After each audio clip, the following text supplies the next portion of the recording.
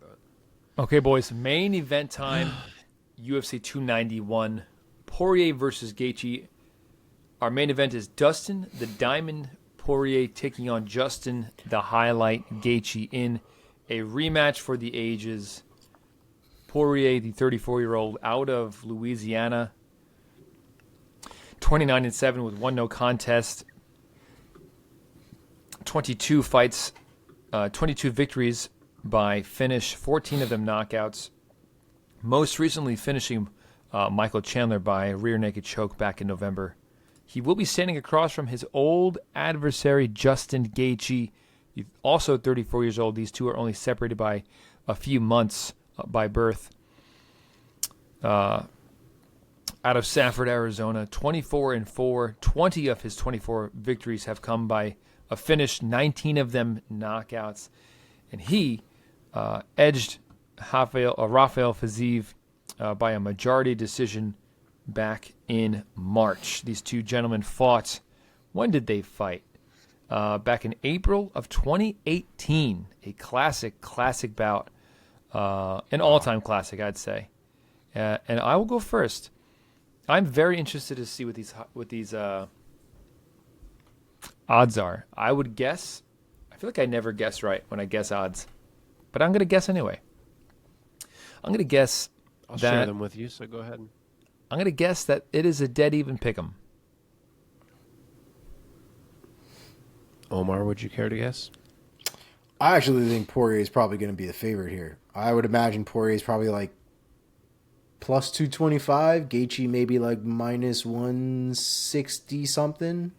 You flipped your plus and your minus, but you guys need to combine your takes.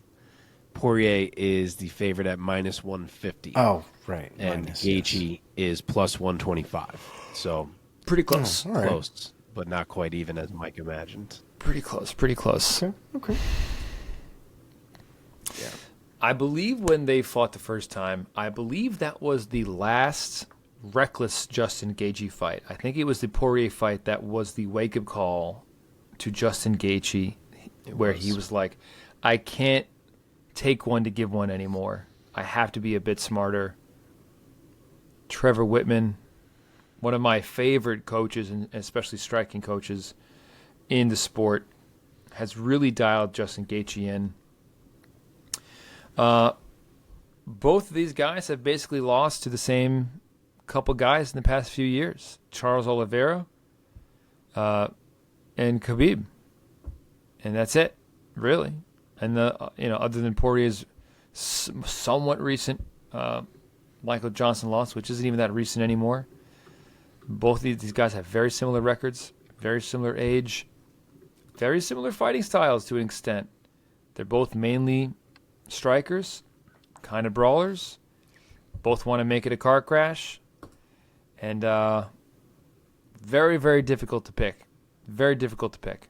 I almost would love to see Gaethje win, because then we might get a trilogy fight at some point.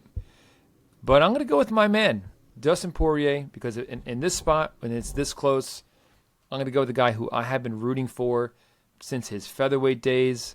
Not that I don't like Justin Gaethje. I fucking love him too. But Poirier has been like my ride or die guy since the WEC. So I'm going to say Poirier gets it done. I don't think either guy is going to get a finish for some reason, but I do think it's going to be a classic fight. And I'll say Poirier gets it done by a decision. Omar, would you like to go, or do you want to be the closer here? I'll close it out. Go for it.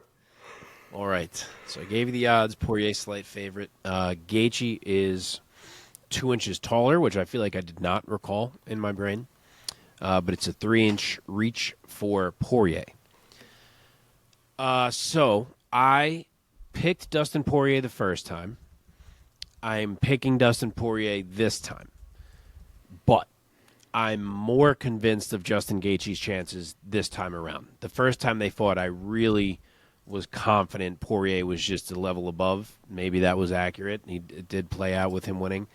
This time, I see it as being a lot closer. As Mike touched on, it was that Poirier loss. Really, it was the Eddie and then Poirier lost back-to-back, but those back-to-back losses are what prompted Justin to reassess his fight style, change it going forward.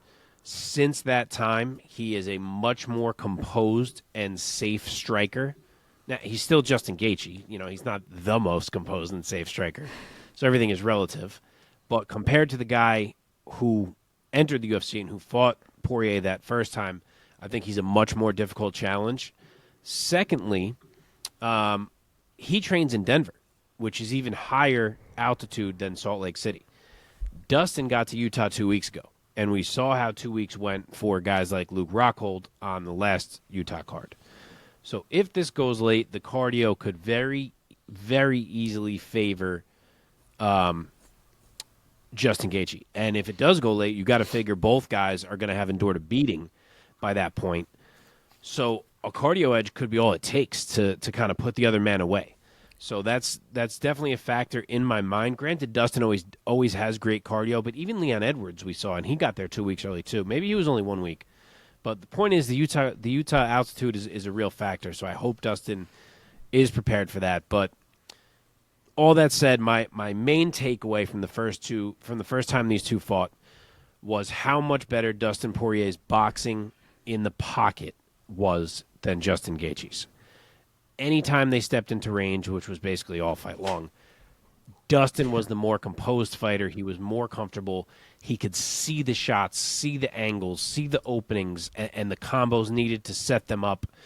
He was one step ahead, one level above, and as much as I think Gaethje's improved, I don't know if I expect that to have changed enough.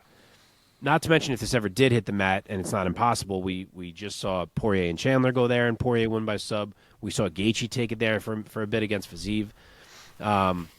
If it ever does hit the mat, as much as Gaethje can wrestle, Poirier's the more dynamic finishing threat there as well. So I love Justin Gaethje. Who doesn't? He is 1,000,000% live in this fight because he's an animal that you have to kill to beat, and he will rip your leg to pieces, which he did to Dustin in the first fight. Granted, Dustin added that to his game since that fight. Now Dustin rips legs, which he never used to do.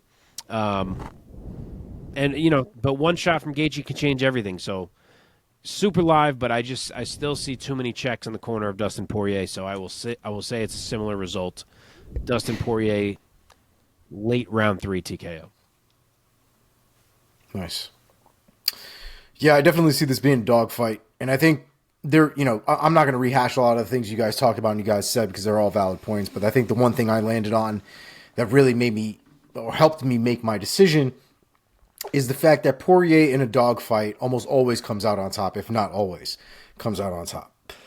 And there's no way that this fight, and even with the refinements and things like that Gaethje has made in his striking, for sure, I still think it's going to end up getting a little tradey because it always does. And in those moments, I trust Poirier almost 100% of the time. And so I'm going to go with Poirier here. And I think it's going to happen. I think he's going to end up catching him. And I think the volume is what's going to end up putting Gaethje out after he's been rocked. I'm going to go with Dustin Poirier here. 4th round KO. TKO. Wow. We all took Poirier. Wow. I'm very surprised by that. Not one of you guys took Gaethje. That's so interesting to me. I'm a big Poirier believer, man. You know what's weird about it? It's so anytime Poirier is not facing a submission threat, I feel like I can't not pick the man. But I also feel like because of that, one of these days it just has to go wrong, and he finally does lose to a striker. So it's like every time I'm like, hope this ain't the time. Yeah. Yeah. And Gaethje's no joke, man. Gaethje's no joke.